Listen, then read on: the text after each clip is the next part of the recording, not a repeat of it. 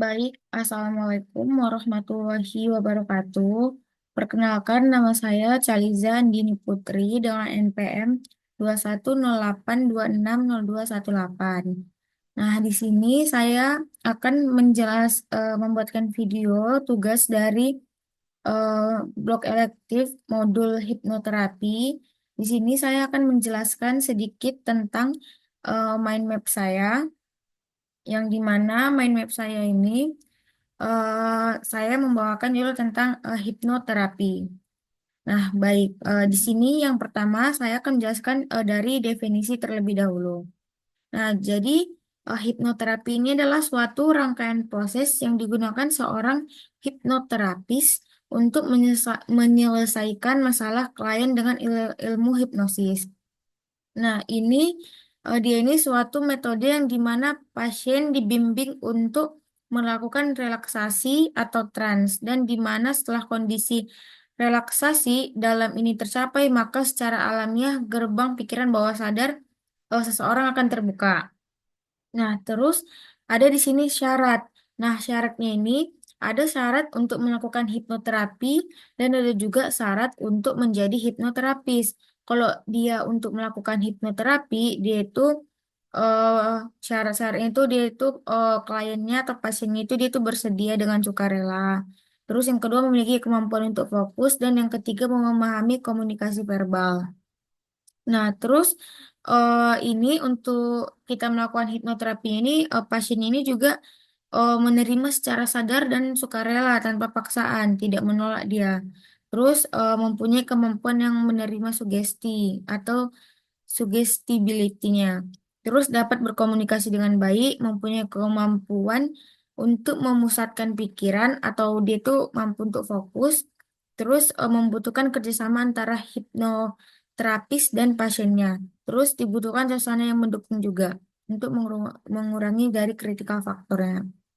Terus syarat menjadi hipnoterapis, dia itu memiliki konsep diri yang positif, kepercayaan diri yang tinggi, memahami eh, cara kerja pikiran, terus kemampuan dan kreativitas dalam berkomunikasi, terus memahami bahasa tubuh, menguasai ilmu hipnosis. Terus ada tahapan. Nah, tahapan ini tahapan dari kita memulai hipnoterapi kepada pasien. Yang pertama itu adalah preinduksi. Nah, preinduksi ini biasanya itu di tahap kayak interview, di mana pertama kali pasien dan terapis ini pertama kali jumpa. Nah, di preinduksi ini ada kayak 4 tahap yang harus bisa kita ambil di preinduksi. Yang pertama itu membangun dan menjaga relasi antara pasien dan si terapis. Terus mengatasi atau menghilangkan rasa takut. Terus yang ketiga itu kita membangun ekspektasi, jangan pernah menjamin bahwa dengan bantuan kita, klien pasti sembuh dari masalah yang dialaminya. Terus di preinduksi ini juga kita menggali dan mengumpulkan informasi tentang bagaimana keluhan dari si pasien. Nah, terus ada yang kedua itu tes sugesti. Nah, tes sugesti ini untuk menentukan apakah klien ini masuk ke dalam orang yang mudah dan menerima sugesti. Dan ini juga membantu kita untuk mengetahui bagaimana nanti alur induksi untuk si klien. Nah, yang ketiga itu ada induksi.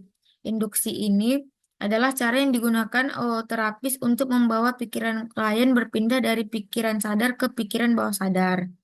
Nah, terus ada deepening. Eh, nah, sebelum tadi tuh induksi ini ada alur induksi. Alur induksi ini bisa jadi kayak si nanti terapis menyuruh memejamkan mata, atau nanti kayak tahap alur induksinya itu relaksasikan tubuh yang seperti itu. Nah, terus ada deepening. Deepening ini eh, adalah pendalaman transnya tadi setelah sudah dia diinduksi. Nah, di sugesti inilah kita memberikan em, sugesti-sugesti yang positif kepada si klien. Nah, terus ada terminasi. Terminasi ini adalah akhirnya dengan teknik yang tepat, terapis ini perlahan akan membangunkan si klien dari tidur hipnotisnya dan membawanya ke keadaan sadar sepenuhnya. Nah, terus ada manfaat. Manfaatnya ini ada untuk diri sendiri dan ada untuk para medis.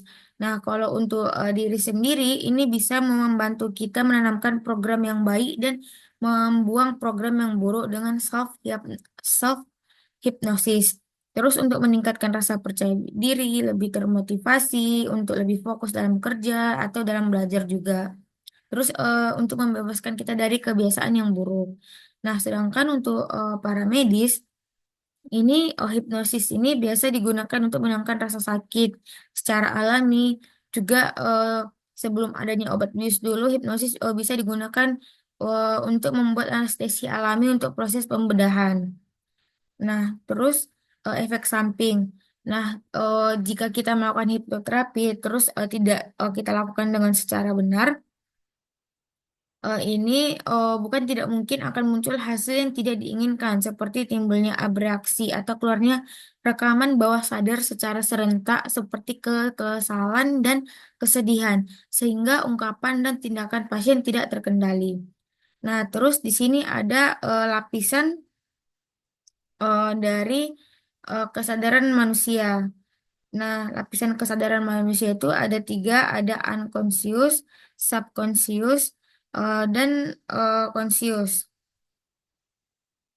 Nah, di mana kalau dia itu unconscious, di mana itu pikiran tidak sadar, subconscious, dia itu alam atau pikiran bawah sadar. Nah, kalau dia conscious, dia itu pikiran sadar. Nah, contoh dari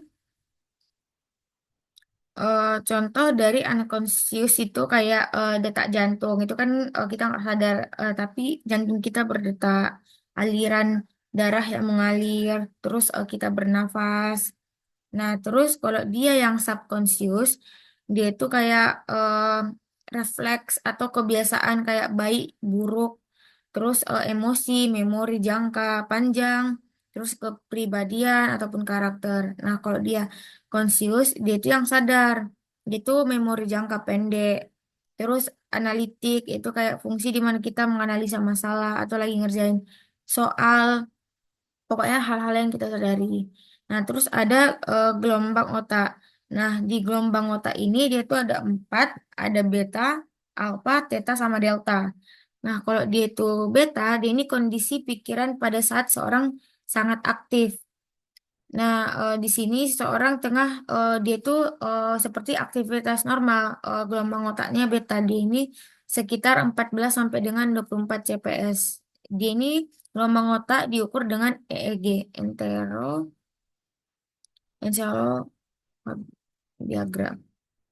Nah, terus ada alfa, dia ini kondisi ketika seorang tengah fokus pada satu hal.